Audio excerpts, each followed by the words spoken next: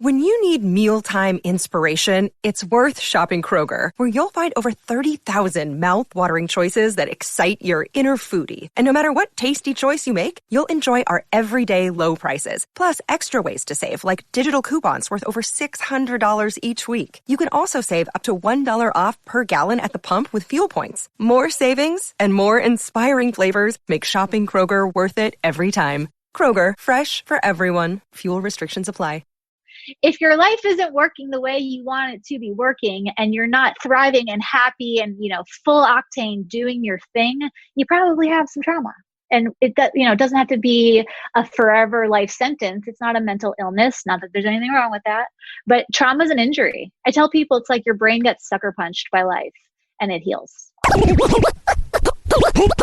This is your Kick-Ass Life podcast, episode number 358 with guest Britt Frank. This is the Your Kick-Ass Life podcast with Andrea Owen, a no BS guide to self-help and badassery. Because ladies, let's face it, life's too short for it to not kick ass. And here's your host, the girl who serves it up straight with a side of crazy, Andrea Owen. Hey there, ass kickers. Welcome to another episode of the podcast. I am so glad that you are here. I have been head down finishing up this book, which I know it feels like I've been talking about it forever and ever. Amen. I don't know if it feels that way for all of you, but I am contracted to turn in my manuscript on November 1st. So as I'm recording this, that's just a couple of weeks away, and I'm putting the finishing touches on it. And one of my favorite parts of writing both this book and my last book is writing the introduction. I don't know, partly because I feel like it is more personal. I am writing you kind of a love letter. I mean, it's literally, dear reader, like I'm writing it to you.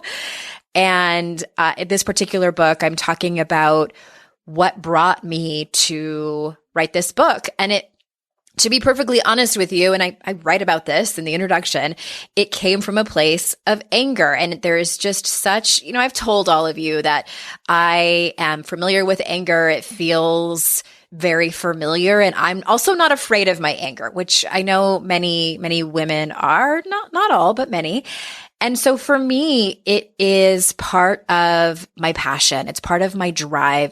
It's what pushes me forward to not only be the best version of myself, but to be the best leader for all of you, to talk about what has been bestowed on me to talk about. I truly believe that the messages that I put out on the show and in my books are sort of downloaded to me from something bigger than me, from the universe, from the common thread that we all have that is love, whatever you want to call it.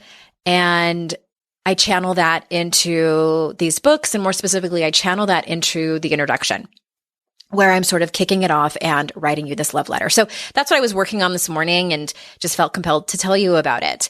I also wrote a little poem that's going to go in the beginning of the book. It's pretty short, but it came to me one day and I hand wrote it out, and I happened upon it in my notes. I wrote it a few months ago. I wrote it during COVID, and I was like, this has to go in the book. This has to go in the very beginning of the book. So I'm excited for you to read that. It comes out August 2021. I know it seems like a lifetime away, but alas, that is how the publishing industry works. It goes into a bunch of edits and all of that. So thank you for staying with me, and thank you for sharing the excitement in this book. In the next few episodes, I will share with you the title, and I, just going to drip out a little bit of information, a little bit at a time.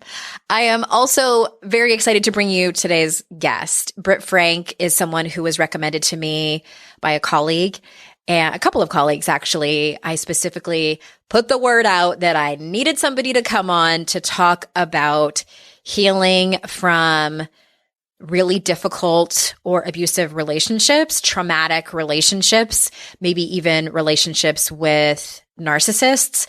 And Britt's name came up. I learned so much in this episode. You will hear me having head explosions, aha moments, having to pause as I am thinking about my own life and my own past. And I'm really excited to have you listen and learn from her as well. So for those of you that don't know her, let me tell you a little bit about Britt. Britt Frank is a trauma therapist, teacher, and speaker who specializes in the science of stuck. Britt's work empowers people to understand the inner mechanisms of their brains and bodies. When we know how things work, the capacity for choice is restored and life can and does change. She received her undergraduate from Duke University and her master's from the University of Kansas, where she is now an award-winning adjunct professor. Britt is also a somatic experiencing practitioner and level 1 trained in internal family systems. So without further ado, here is Britt. Britt, thank you so much for being here. Hi, Andrea. I'm so happy to be here. I am excited because my friend, our mutual friend, Nicole Whiting, I was asking around for, I don't think I told you this. So I specifically asked, I said, who do you know out there? Who are the experts who help women heal from narcissists? Hi, I'm Britt. She texted me back. She's like, Britt Frank, you need to have her on. So it's one of those things that I haven't had anybody on specifically to talk about this, but I have personal experience in this, and it's just something that's been on my radar. I think more and more people are talking about it. Mm-hmm. And I want to kind of let's start with the term narcissist, because I think it gets thrown around so much. It even has become like a name calling type of thing. Like, people are no longer assholes, they're narcissists. So can you tell us what exactly that is, maybe even from a clinical standpoint, and maybe how does someone know that they might be in a relationship with someone or from their past? I am so glad that you're talking about this. And really, the clinical world has not caught up. I didn't learn about this in grad school or in post-grad training or even in trauma training. I learned this because I lived it, and then I had to learn it. And then there are very few people in the clinical world actually doing this work. So I'm so glad it's getting picked up in mainstream. That said, like you said, the word gets totally tossed around. So what is a narcissist? First, let's talk about narcissism is a quality that we all have. Everyone has shades of narcissism. You do, I do. And it's just a self-protection mechanism where we focus on our image at, the expense of what's real. And I think we all do that too. A degree. Now, a spectrum of narcissism has super low ends, people who just don't give a shit and they're like, this is me, take it, whatever. The high end is really what we're talking about when we're talking about narcissists. The malignant, I will say, it's just kind of dark. It feels really evil when you're in it. People who are so high up the spectrum that they are choosing really to not be human anymore. It's an addiction. High-level narcissism is an addiction to self-protection by any means necessary. Interesting. Okay. It's fascinating because when I talk about it, and mostly if I'm talking about I have an ex-husband and an ex-boyfriend that I had back to back, and they had very similar qualities. And it was, if you look at where I was in my life, it was all a perfect storm. But when I talk about those relationships, I'm careful and I say, I don't know if they were clinical narcissists, but they definitely had narcissistic tendencies.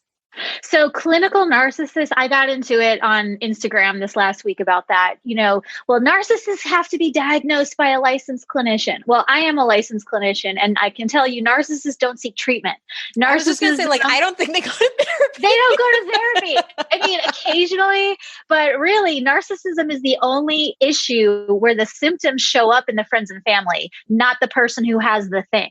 There's no other thing. If I'm depressed, you're not going to all of a sudden be laying on your couch. But narcissism is the only clinical issue where symptoms are presented in the sufferers of, friends and family. Narcissists can't be clinically diagnosed, and it's super rare. So I will stand toe to toe with anyone who says they have to be diagnosed by a clinician. If you think you were involved with a narcissist, we don't have to split hairs over the words. If it was bad and you were in chaos and crazy making and so confused about what was real and who you are and where you are, we'll just call that, yes, you were in a relationship with a narcissist. I think why one of the reasons that I'm a little bit hesitant to label, like, let's just talk about my ex-husband for a second, is because it was sort of in and out. Like, he wasn't always acting like that. Like, there were periods of time where we were normal and he was pretty much normal. But when it was bad, it was bad. Like, so much gaslighting. I didn't know which way was up. I was beginning to think that I was going crazy because he was telling me that I am crazy. And then he would push me to the brink of mental breakdowns and then would use that as proof that I was crazy.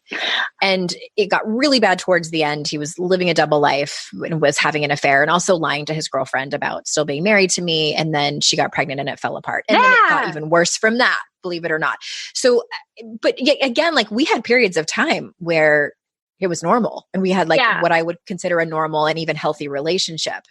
So, and welcome to the club, Andrea. We have jackets. Okay. I hate that you had to go through that. You know, I lived this too, and it's some next level fuckery. So this is why I think of narcissism as an addiction and not as a personality disorder. Now, the clinical world, which is always 10 to 20 years behind anyway, the clinical world will classify it as a personality disorder. I do not.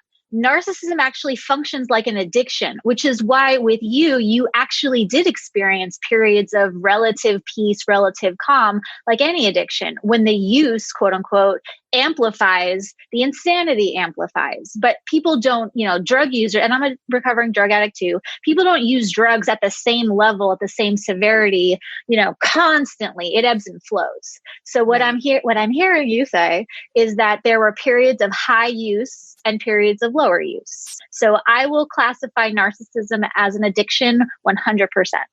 That is fascinating. And I've never heard of it being talked about that way, but it makes so much sense. And some of the puzzle pieces are falling together. And it's interesting. So I just hired a new therapist a few months ago, and part of the reason is to heal from the trauma from that relationship, which I feel like I didn't totally. I did some EMDR before and that was really helpful, but I came to realize when COVID hit, I think a lot of people's shit came to the surface. I've been very busy. Yes. I'm sure. I was going to ask about that towards the end here, but I hired her, and one of the things that I noticed is that, and that I admitted to her, and I had a lot of shame around admitting it, is that I was gaslighting him as well. And I learned how to do it from him. And I felt like, I remember at the time thinking that was my only measure of power and control, was to do it back. And now that you say that it's an addiction, I'm like, I can totally see that, where it felt like the only shred of power to quote unquote kind of get on top of the relationship was to do it back to him. Which I felt terrible about. It feels shitty, because that's not who I am.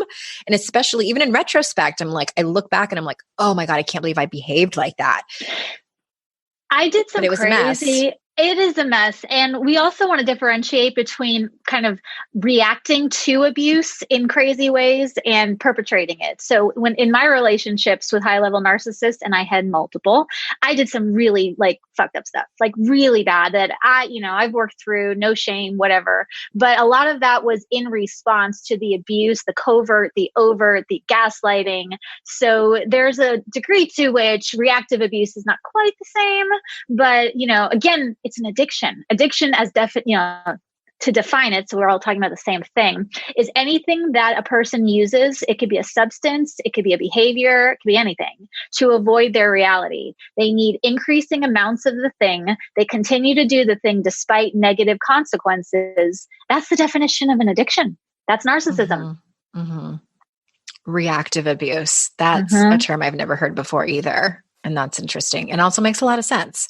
Okay. We're only 5 minutes in and I've already learned so much. Next question.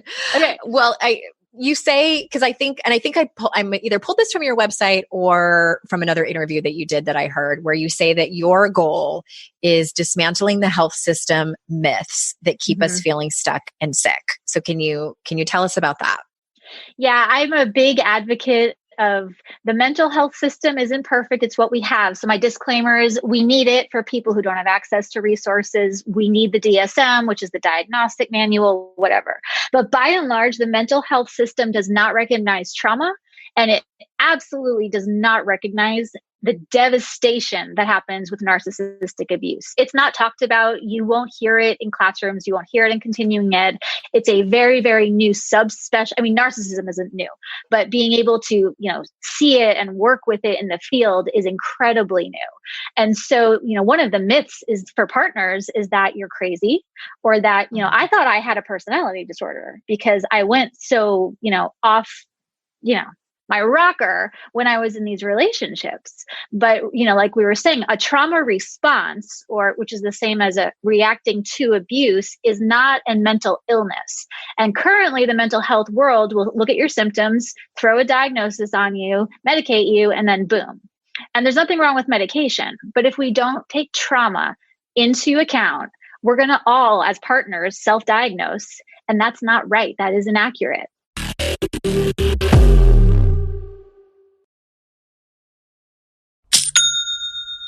Shopify's already taken the cash register online, helping millions sell billions around the world. But did you know that Shopify can do the same thing at your retail store? Give your point of sale system a serious upgrade with Shopify. With Shopify, you get a powerhouse selling partner that effortlessly unites your in-person and online sales into one source of truth.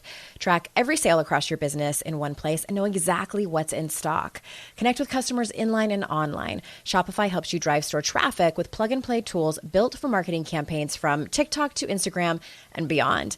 Get hardware that fits your business. Take payments by smartphone, transform your tablet into a point of sale system, or use Shopify's POS Go mobile device for a battle-tested solution.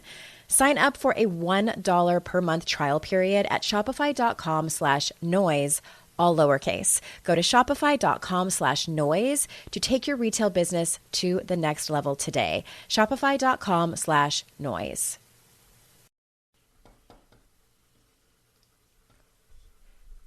Fast forward to the end of 2024 and think about your goals. What can you do right now to give yourself the best chance of succeeding? If you want to learn a new language, you absolutely should get Babbel.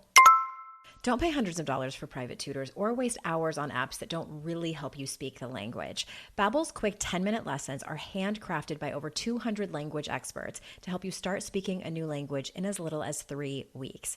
Babbel's designed by real people for real conversations. Studies from Yale, Michigan State University, and others continue to prove Babbel is better. One study found that using Babbel for 15 hours is equivalent to a full semester at college. Now it's so easy to speak simple conversation phrases with the guy that takes care of my lawn without having to consult language apps. Here's a special limited time deal for our listeners. Right now, get up to 60% off your Babbel subscription, but only for our listeners at babbel.com/noise. Get up to 60% off at babbel.com/noise, spelled BABBEL.com/noise. Rules and restrictions may apply.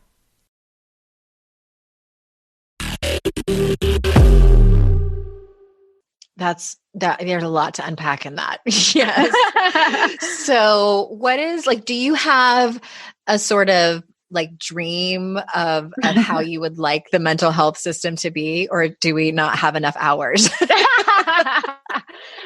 My mental health system dream is that every practitioner would understand trauma, would understand the impact of trauma, would know how, you can be a licensed therapist and not know anything about trauma.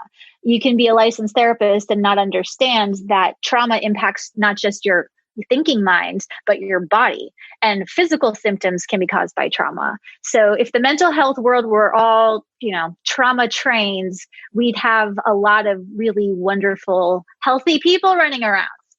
Mm-hmm. So what is a sign for people that they should deal with their trauma? In other words, are there, patterns or indicators that they should look for? Mm-hmm. And a lot of people have trouble with the word trauma. It's kind of like the word narcissism. Trauma gets tossed around a lot. So trauma, to most people, they think of that's, assault, that's war, that's systemic abuse. Those are the high level things. And yes, of course, those are all traumatic things. But trauma by definition, or at least the definition I use, is anything that's less than nurturing. That's the definition that they use at the Meadows of Wickenburg, which is like the mothership for everything I talk about. I've been there. actually. Me too. Oh my gosh. Isn't it amazing? I love the meadows. It's beautiful. I wasn't a patient. I was, I was dating someone who lied about having cancer to cover up his drug addiction, and his family sent him there. And I was pregnant with his child and ended up there for a week for family week. And that actually kicked off. And I started to understand my own love addiction and codependence. And anyway, we ended up not working out. He was the second narcissist I dated. And, but that was my experience at the Meadows in Wickenburg. Yeah. It's a great place. Oh, we need like hours, Andrea, to talk. So, so trauma is anything less than nurturing, which means it doesn't mean that everything is going to traumatize us, nor does it mean that we all experience trauma in the same degree, but it does mean that the things that we're quick to brush off, anything, a surgery, pregnancy, childbirth, all those medical things, but being abandoned, finding out your partner had an affair, betrayal trauma. There's a million types of trauma, and people who have it relatively quote unquote good, they minimize it. It's like, well, I don't really have trauma, but to answer your question all the way around full circle, if your life isn't working the way you want it to be working and you're not thriving and happy and, full octane doing your thing, you probably have some trauma. And it doesn't have to be a forever life sentence. It's not a mental illness. Not that there's anything wrong with that, but trauma is an injury. I tell people it's like your brain gets sucker punched by life and it heals. I love that answer. So it sounds like, we all have these traumatic things that happen to us, but we don't necessarily carry the wound with us over time. Sometimes we do. Sometimes we do. And oh my God, if every single thing that traumatized me I carried, I would not be functional in the slightest. But you can always trace. People, right? I mean, there's just too many things, especially in a pandemic. But, what I can do with people is look at what are they experiencing? Where in their life? Is it in their sex life, their relationship life? Is it in their career? Are they under functioning? Are they over functioning? I can usually trace back the general flavor of what the trauma was by what the symptoms are. Interesting. Can you give an example of maybe even in your own personal life of what those symptoms are that you were able to trace back? Yeah. And I'm like you, I'm a love addict. I won't say I am a love addict. Parts of me had an extreme love addiction back in my untreated trauma days. So a lot of times I would end up in relationships with really, really toxic people because I had no sense of self. And if you trace that all back, that kind of falls under the mother wounds category. I always thought I had dad issues, and I do, but really, failure to bond adequately with mom can turn into a whole host of relationship and eating disorder kinds of things, among other things. Yeah, I think we have the same life, Britt. Okay, so I'm making the face over here, the emoji with like the teeth showing, and it's like, ugh. That's me too. So what I heard when you said that is, to go back and trace back, the language I would use is, where do you get the most triggered in your everyday life? Is it in your romantic relationships? Is it more, sexual things? Is it trying to have hard conversations? Is it, body stuff, parenting at work, with your male boss, with your female boss? Like that's one of the things I tell people. And also I am, and this is, and I haven't been like this the whole time. I have to, take some accountability for it. Like the whole industry of personal development and toxic positivity is rampant. And over the last handful of years, so in 2014, I went to San Antonio, Texas to get certified in Brene Brown's work in shame resilience. And that was a huge eye opener to me, more specifically in terms of negative self-talk, and I've talked about that and taught about it for so long, but I kept thinking like, why is this so pervasive with my clients? And I realized, I'm like, well, I'm putting a Band-Aid over a gaping wound, and it's really what's underneath it is shame.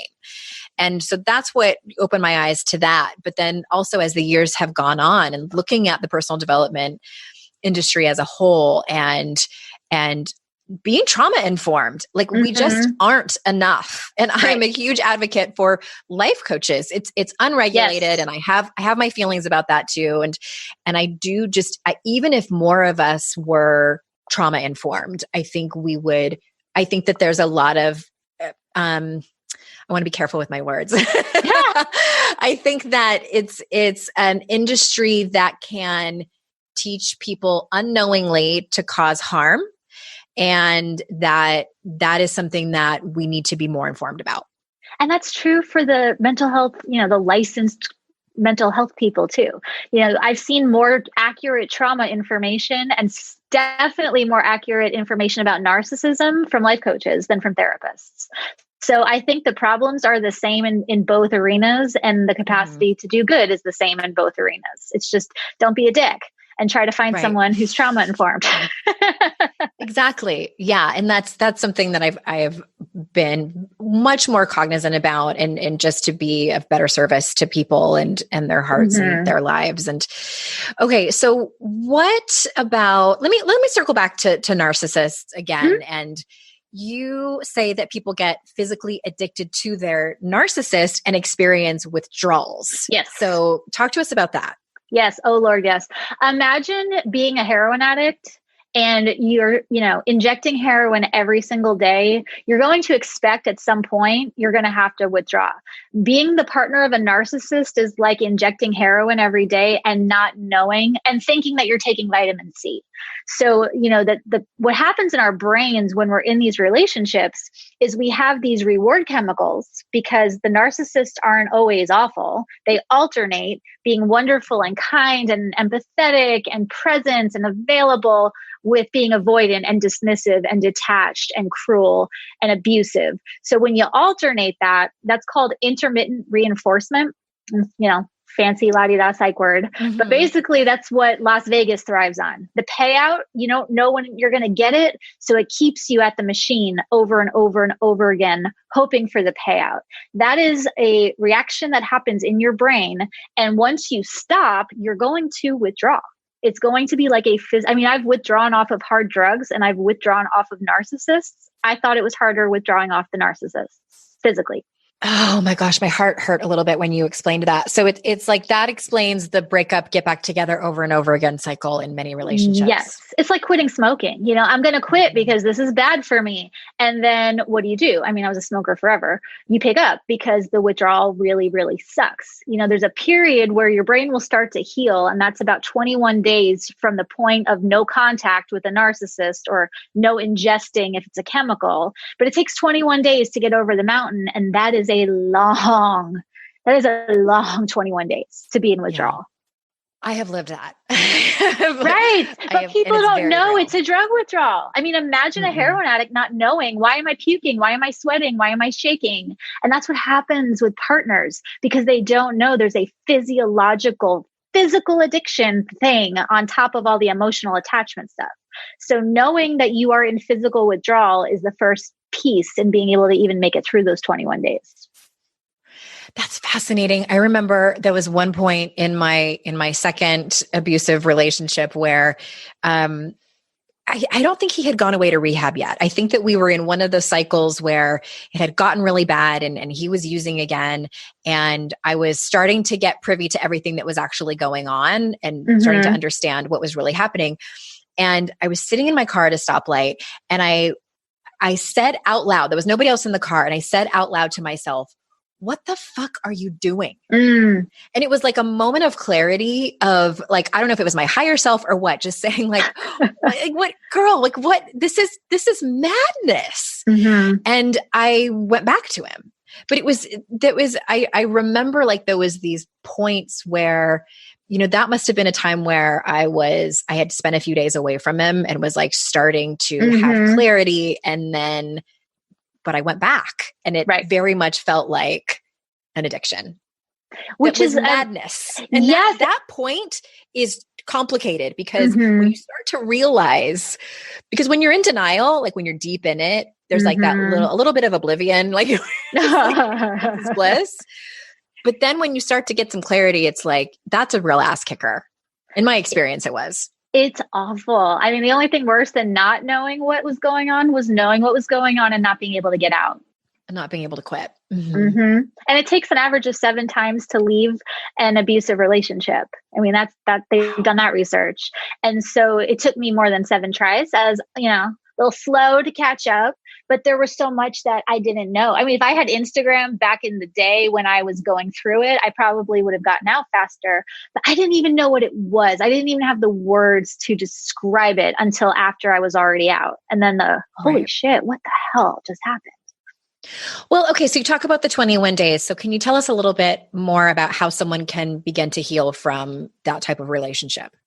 Mm-hmm. So the physical withdrawal the first week, I tell people you're going to feel like you're dying, not metaphorically. You're going to physically feel and emotionally feel like the lights have gone out. It is going to be the darkest black hole well of shit. If you're into, I really love like sacred feminine and Greek mythology. It's like, this is your trip to the underworld. This is your dive into Hades.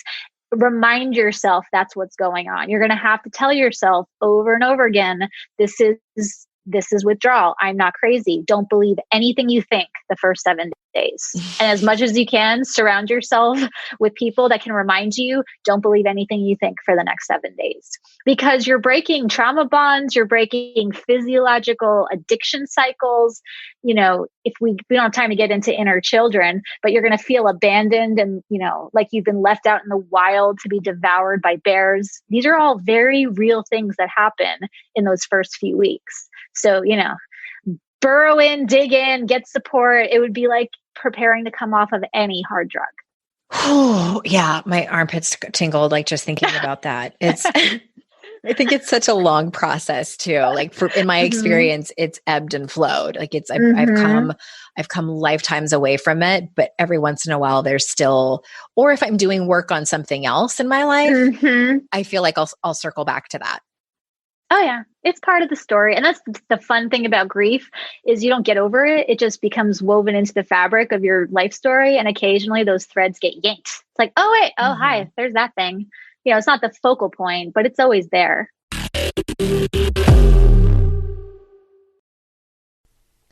It's hard to find a great mentor who can help me level up. My dream mentor, Shonda Rhimes. So I was really excited when I heard she has a class on Masterclass. With Masterclass, you can learn from the best to become your best. Masterclass is the only streaming platform where you can learn and grow with over 200 plus of the world's best. For just $10 a month, an annual membership with Masterclass gets you unlimited access to every instructor.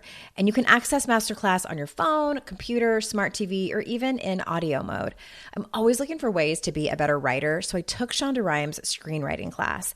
It helped me gain concrete technical advice, including structuring, the writing process, and with shows under her belt like Grey's Anatomy and Bridgerton, it was so helpful. Plus, every new membership comes with a 30-day money-back guarantee. Don't wait another moment to start your learning journey with Masterclass. Right now, our listeners get an additional 15% off any annual membership at masterclass.com/Andrea. That's 15% off at masterclass.com/Andrea. Masterclass.com/Andrea. Today's podcast is sponsored by MIDI Health. Ladies, are you over 40 like me and dealing with hot flashes, insomnia, brain fog, moodiness, some vaginal dryness, or weight gain? Don't just accept it as part of aging. These symptoms are often linked to hormonal changes during perimenopause and menopause.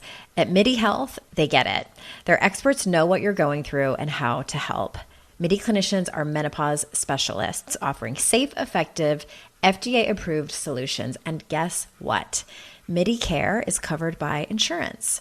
So stop pushing through it alone. Schedule a virtual visit and dive deep into your unique symptoms and health background. You'll walk away feeling heard and with a plan to start feeling better. Visit MIDI Health today and reclaim your well-being. You deserve to feel great. Book your virtual visit today at joinmidi.com. That's joinmidi.com. joinmidi.com.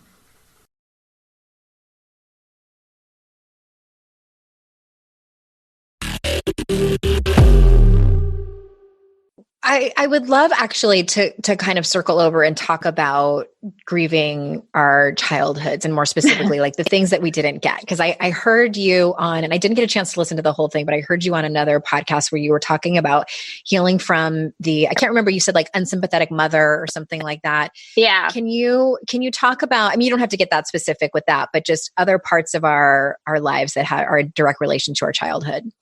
Yeah. And the problem here is a lot of people had relatively, uneventful childhoods. And so having a quote, good enough mother is really, really detrimental, because most people, it feels really wrong to look at our moms as anything other than divine martyrs sent from heaven to nurture us into life. And people really struggle with shame and guilt. And the point is not to blame moms. Like, that's the biggest pushback I get is, well, you're a mom. I'm not a mom blamer. It's, most mothers have really good intentions, but intentions don't negate impact. So you may have had the most sweet, wonderful mother in the world, but let's say she was really sick the first 5 years of your life and in the hospital. It's not her fault, but you're still going to have attachment trauma.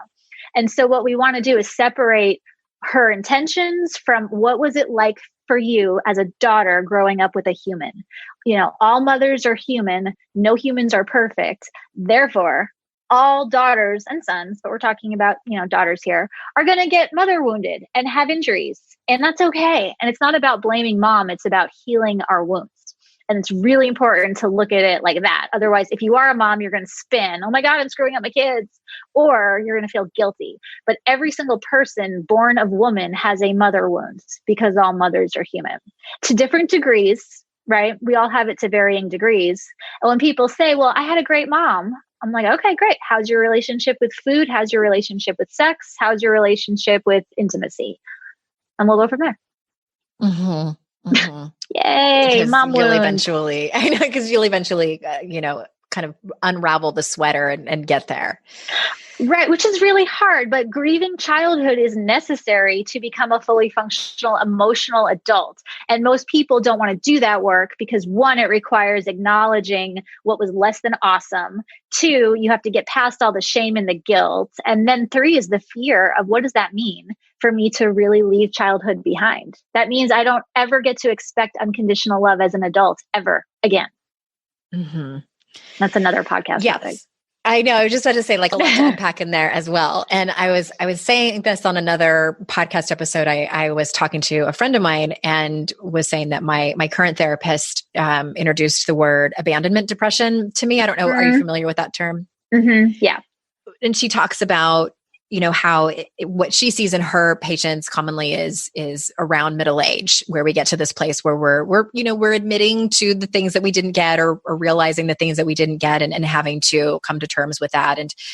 And it really, again, a lot of things to unpack. One of them is that I have found in my experience is that when we admit and say, like, here's the things that happened that we didn't get, in some ways we are letting go that things can ever be different. And I think that sometimes it can be less painful to hold on, to, like, maybe my parents will change now, even though they're in their, 70s or something like that. And to actually admit that, like, okay, things went that way. My parents don't seem to be changing. Maybe they will, but it's not likely. And there's so much grief in that. And there's freedom in surrendering to the futility. And this is true with narcissistic relationships and with grieving childhood. Surrendering to the futility that this will ever be something different actually has freedom. That's a really unpleasant path to walk, but that path does eventually end and you get to walk back out into the sun. The other one of maybe it'll be different, that is a circular path that goes nowhere. And so, like you said, starting with admitting this is what this is never going to be any different, frees you up to do grief work, because you can't grieve until you know that a loss has occurred. And if you're hanging on to that, maybe this time, you haven't gotten to grief yet. Yeah. As a mom myself, my kids are, my son just turned 13 and my daughter's about to be 11 next week. And I've gone down that path of, like, oh my God, I'm going to screw them up, and, like, trying to kind of do this, like, dog and pony show. And speaking of surrender, I finally just surrendered, as I sort of walked into my own family of origin therapy, I'm like, they're going to end up in therapy talking about me. They are. And all I can do is my best. And also I started asking them like, how can I show up better for you? Like, I'm not like, P.S. I'm not saying I'm going to do it. Whatever they say, like, buy me all the clothes I want. That's what my daughter would say. But just, I want to have an open conversation for them to be able to say like, I don't like it when you use that tone with me, or you know what, like, because I'm not perfect. And sometimes I royally fuck up and do things that my own mother did to me that hurt me and relive these patterns. And they're going to end up in therapy talking about me. Like, which I just is hope that fine. they feel good going. Mm-hmm. I have an Instagram post actually for this week where it's not messing up your kids that messes up the kids. It's failure to acknowledge that you're messing up your kids that messes up your kids. So all parents are going to screw up the kids because we're all human, right? But that's not what actually, by humans. Yeah. Right. But that's not what causes damage. What causes damage are parents who refuse to acknowledge their own humanness. That's where the kids end up with all kinds of, carried trauma and carried shame and all of that. But if you're just doing normal humaning and you bang up against stuff, hey, I did that imperfectly, or saying, God forbid, I'm sorry to a kid. Those things are easy to repair. Yeah. God, I found that to be complicated. I've had clients who shared with me, over the last decade or so that they got up the courage to write their parent a letter and say like, this was my experience. And then it's met with, and we work on that. Like, you can only have control of how you show up, and wouldn't it be great if they if they responded this way, but we don't know. But, when the parent gets defensive and says like, that's not how I remember it, and just dismissing their experience, like that can be incredibly heartbreaking and re-traumatizing old wounds. And I get why people would avoid that conversation. I mean, it's painful. It's so painful. I remember, and I'll say this here, telling my mother, hey, I think I experienced sexual abuse as a kid. And the first response I got was, that's impossible. I was a good mom. That didn't happen. Oh my. So acknowledgement and validation is medicine for any type of wounding that as a parent you're inflicting on your kids. I mean, it's magic what validation can do. And listening. And taking responsibility. I think it's just, parenting has been one of the things for me that has been my biggest teacher. Turn the mirror on me in so many ways. Oh my gosh. Okay. I want to ask about 2020 and that got heavy. COVID and the civil unrest that we're experiencing. And how has COVID affected your work? I mean, beyond not being able to see clients in person. So this one is also heavy, but a different heavy. So I had COVID. So I got to have 5 weeks of, that's what this is. So we are in the middle of this incredibly traumatizing circumstance, but you don't actually have the symptoms of trauma until the thing is over. So right now, everyone's in survival mode, and we have yet to even see what does post-COVID trauma look and feel like. I know for me, like you said earlier, being forced to be at home all the time has brought up everyone's shit. So I don't think I've ever been this busy in my career, because all of a sudden we have time to think. And when you have time and space to think, all the unhealed content comes up. And something like COVID is going to trigger all of those parenting wounds, right? Because we don't know when the end is coming. We don't know if we're going to be getting sick or how we're going to stay safe. Trying to keep our children safe. Yeah. And so it's going to be traumatic in and of itself, but you throw on some, undealt with early childhood wounding, and everything is going to get triggered. Everything is going to get triggered. And that's really what we're seeing now is trauma on top of trauma. COVID trauma on top of early childhood unaddressed trauma. Yay. Oh my gosh. What I'm curious, and I don't know how much you can share, like, have you seen a pattern, if anything, with the people that are coming to you now as opposed to even last year? So I think, and I can say that generically as a composite, everyone has their own issues, but by and large, if I was going to sum up kind of what is the heart cry of this year is, I want my mom. is the heart cry. Not literally, but that's the vibe. That's the feeling in the air is, where's my mom? Things are scary. I don't care how old they are. I have clients, I've seen clients as young as 2 and as old as 80. And I want my mom is the prevailing thing. Now, if you don't have any parental woundings, you can cope with that, but that's what's happening. And there's a lot of parent wounding stuff that is surprising the hell out of people who think they're coming in because they're stressed out about homeschooling, or they think I'm stressed out because my partner is here in my face all the time. But, when things are scary, kids want their mom. Yeah. That's interesting. And I don't know how related this is, but it just popped into my mind. I was listening to NPR last night, and they were talking about, they were interviewing a bunch of Gen Z young adults and young Americans, I should say. And it's their first election that they're going to be able to vote. And they were talking, to all different people and different beliefs and things like that. But this one young woman said, what was interesting to me, and I had never truly thought about that. And she said, we're the first generation to be voting now who has never known a life before 9/11. And, we were born, and then, for a lot of them, it was a pretty bad recession. And then, and I'm like, wow, like I guess I never really thought of, I was born 1975, where we had a long run of just like patriotism, yay. And then, I was in my 20s when 9/11 happened. And so it was fascinating to me how that part, and then also, and I'm curious on about your take on this. And what I see is, baby boomers, and I'm making a sweeping generalization here. They grew up where it was, and my parents actually were even the generation before them, which was nicknamed the silent generation, where you didn't talk about your problems, like fuck your feelings, like that whole thing. And I feel like the pendulum has swung like way the other way, and where Gen Z, they're very in touch with their feelings. And also, like, I see a little bit of over-identification at times where what is your take on that? Oh boy. Okay. So I'm with you that there's a degree to which focusing on our stuff can be detrimental. So over-identify, and people get I get a lot of pushback when I talk about diagnoses, and a lot of them are incorrect.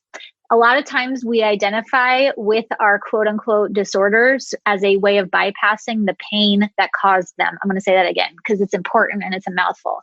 So I would have been diagnosed with what they would have called borderline personality disorder back in the day when I was in my 20s. And I since learned it's complex trauma and da-da-da-da-da. But for a long time, I held on to, this is my diagnosis. This is just who I am. This is my disease. Therefore, I don't have to look at all the pain and all the awfulness that created the disorder in the first place. So not for everyone and not every time. I'm going to have DMs filled with it. But we can over-identify with our disorders as a way of bypassing pain, which is absolutely something that happens. I have college kids and teenagers who'll be like, and I have this and this and this, and I have panic disorder and agoraphobia and, blah, blah, blah, blah. And it's like, well, how about let's talk about that thing that happened? Nope. This is my disorder. And they come in with their notepad and their little mini DSM guides. And we absolutely use over-identification as another coping skill, another bypassing avenue, which is really ironic that we use our very own diagnoses to avoid the things that created them. And probably in some ways to avoid having, taking responsibility or taking any kind of accountability for behaviors.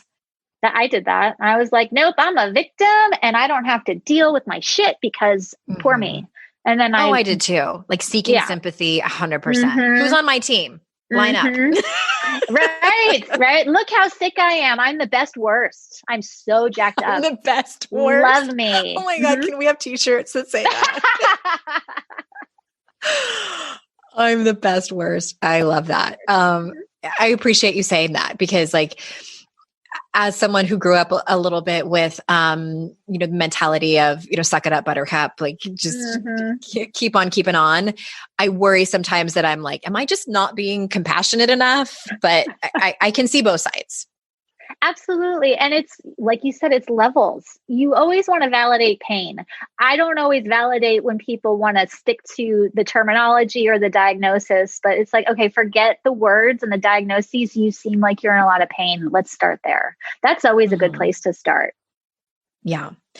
I think too, when, personally, I have been emotionally manipulated by someone else. And so I tend to not trust people's emotions sometimes. And I'm like, is there an ulterior motive here? Are you trying to manipulate me? And so I have to be careful of that too. So that's a whole nother conversation for another time. Yay, boundaries. Well, I mean, a person with healthy boundaries and all their attachment stuff dealt with can be in the presence of someone having huge feelings and not absorb it. So even if they're trying to manipulate you, if you've got your attachment shields up, it won't matter. You're unfuckwithable. I had to learn to get to that place, especially in the second relationship that I was in. And it's possible to heal and to move on and to get that clarity. And I am so glad that I had you on. This went by so fast. Oh my gosh. We covered so many things. And I don't want to let you go before I just give you the opportunity. Was there something like kind of on the tip of your tongue or in the back of your mind that you wanted to say that we might have skipped? Yeah, because we did all you have trauma, you have mommy issues, it's COVID. I really want to say that healing with access to resources, the willingness to commit to the change process, healing is absolutely possible. And if one of those things isn't possible, there are levels of healing that are available. Our brains are absolute magnificent things. They are designed to heal. They are wired to heal. Healing is possible. Had to say that. 100%. All right. So people can find out more about you at thegreenhousekc.com. We'll put those links in the show notes. I know you said that you're active on Instagram. Is that where you want people to go to find you? That's the best place. I'm at Britt Frank, and Britt has 2 T's. Britt Frank on Instagram, everybody. And again, all the important links are in the show notes. Thank you so much for being here. This has been so interesting. And I took some notes over here and wrote some things down that I'm going to Google and over-identify my heart out. Thank you so much. Thank you everyone for being here. I am so grateful for your time. I know how valuable it is and am just honored that you choose to spend it here with me and my guests. So until next time, everyone, I will see you all out in cyberspace. Bye-bye.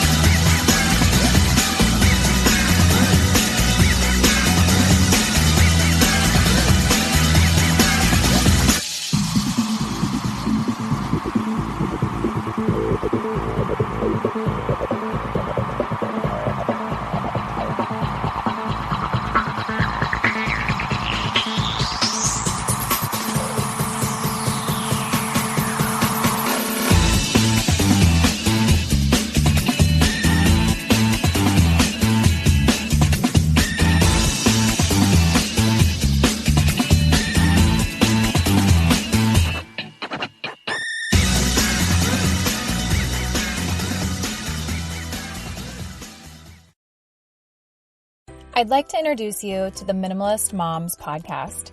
It's hard enough being a mom, and the last thing you need is stress from too much stuff and an overcrowded schedule. For too long, I lived with the mindset that bigger was better, and the more I added to my life, instead of feeling better, I felt overwhelmed. It was time for a radical new mindset. Less is more. I'm not into extremes. I didn't throw everything away. My brand of minimalism is more about adding than subtracting. Get rid of the excess to make room for what you love.